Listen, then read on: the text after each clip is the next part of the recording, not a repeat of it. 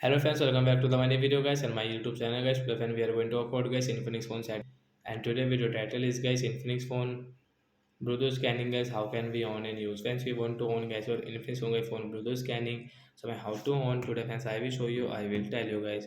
So before starting video friends, first of all go and subscribe the channel guys. Click the bell icon, like the video. So guys, open your phone setting guys. After on phone setting guys, on guys your phone search bar.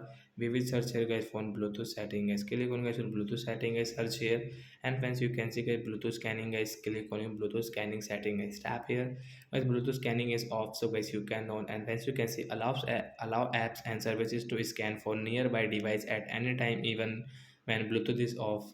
So like that guys you can on, and once you want to use, so guys you can use your Bluetooth scanning from here guys. Once you want to off, so guys you can off if you want. I will on it guys, because guys I want to use my Bluetooth scanning setting.